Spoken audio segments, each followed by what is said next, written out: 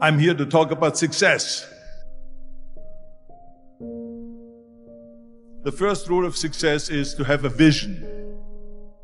You see, if you don't have a vision of where you go, and if you don't have a goal where you go, you drift around and you never end up anywhere. I mean, as you know, I was born in 1947 in Austria after the Second World War. So I was very fortunate that I stumbled onto my vision. And I didn't really like Austria when I grew up. I couldn't wait to get out of there. I couldn't see myself becoming a farmer or a worker in a factory or anything like that. Even though my parents wanted me to stay there and have a normal life. But that was their vision, not mine. My vision was totally different. I felt that I was born for something special, for something unique, for something big. And then one day I went to school. I remember I was 11 years old. And they showed a documentary about America. And there they showed in this documentary the huge skyscrapers, the high-rises, the huge bridges, the 6-lane freeways, and all of this stuff. And I said to myself, that's where I want to be. I don't want to be around here with these little farmhouses and these little buildings. I want to be in America. One day after school, I walked by a store in Graz. So I went inside and I looked around, and then I saw a magazine. I saw a bodybuilding magazine that had Reg Park on the cover. Reg Park was then a 3-time Mr. Universe. And I saw him on the big screen as Hercules. I read that and I said to myself, wow, this is the blueprint for my life. This is exactly what I want to do. I want to become a bodybuilding champion just like Reg Park. I want to get into movies just like Reg Park. And I want to make millions of dollars and be rich and famous just like Reg Park. Do you know how great it felt that I knew where I was going? Imagine the majority of people don't know where they're going. I knew where I was going, that I'm going to become this bodybuilding champion just like him. So it was just a question of how do you do it? I was so relieved because when you have a goal, when you have a vision, everything becomes easy. So people always ask me, when they saw me in the gym in the pumping iron days, they say, why is it that you're working out so hard? 5 hours a day, 6 hours a day, and you have always a smile on your face. And I told people all the time, I said, because to me, I'm shooting for a goal. In front of me is the Mr. Universe title. So every rep that I do gets me closer to accomplishing that goal, to make this goal, this vision turn into reality. Every single set that I do, every repetition, every weight that I lift will get me a step closer to turn this goal into reality. So I couldn't wait to do another 500-pound squat. I couldn't wait to do another 500-pound bench press. I couldn't wait to do another 2,000 reps of sit-ups. I couldn't wait for the next exercise. At the age of 20, I went to London and I won the Mr. Universe contest as the youngest Mr. Universe ever. And it was because I had a goal. So let me tell you something, visualizing your goal and going after it makes it fun.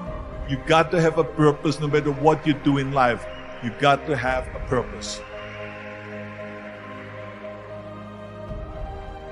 74% hate their job in America. Now, this is not much different when you come to Europe. The majority of people don't like what they're doing because they're really not doing it because they didn't have a goal and they followed this goal. They just aimlessly drift around, and then all of a sudden there's a job opening, so they get that job because you have to work. But then when you work, it's a chore. It's work. It's not fun. So if you think about only a quarter of the people really enjoy what they're doing in life, that is unbelievable if you think about it. So I felt so blessed that I knew what I was doing. It's like a medical student that studies and knows he wants to become a doctor. You know where to go. And the same thing is also in politics. I remember that in politics, I had a very clear vision that I will be the leader of California, This is as far as I could go because I was not born in America, so I could not run for president. So being the governor of the fifth largest state, the largest state, the fifth largest economy in the world, was for me really the ultimate title, the ultimate accomplishment in politics. So even though people came up to me and says, why don't you go and run for something smaller? You're never gonna make it. I ran for governor, and then 2 months later I became governor of the state of California. Again, because I had a very clear vision what I'm gonna do with California. So that's rule number one, have a vision. Rule number two is, don't listen to the naysayers. Don't listen to the naysayers.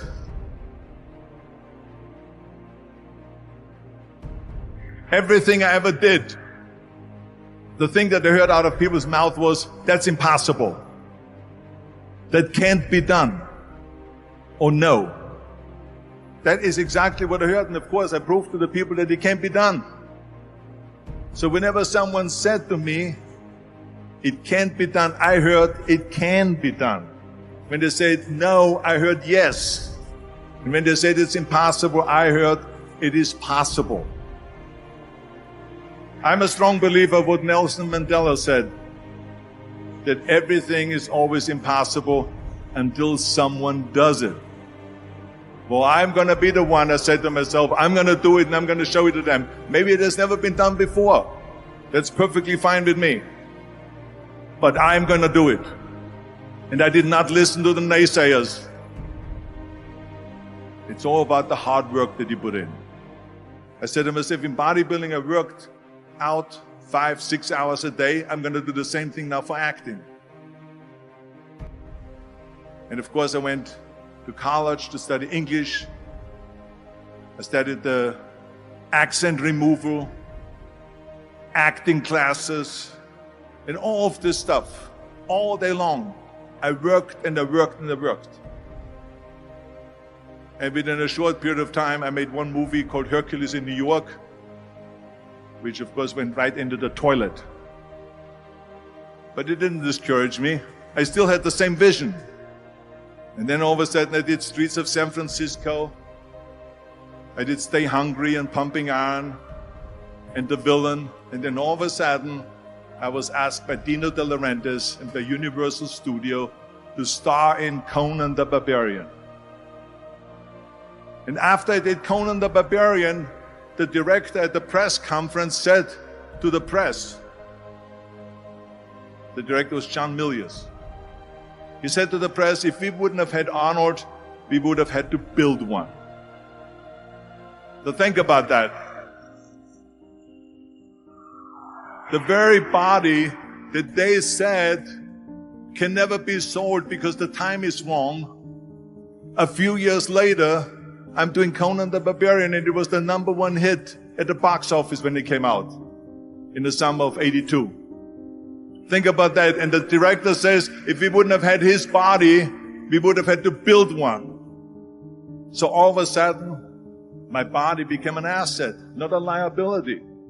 And the same thing was with Terminator. After we were finished filming Terminator, Jim Cameron said to the press, if Arnold wouldn't have had that accent and talked like a machine, I think the movie wouldn't have worked. So think about that. The body and the accent that they attacked was an asset. But I didn't listen to those losers. I didn't listen to them at all. It's just the reality of it is that you cannot listen to the naysayers. So this is a very important lesson for all of you. So when someone says, no, this is a stupid idea, you in your mind, you don't have to say it, but in your mind just say this of you. You're an asshole. What do you know?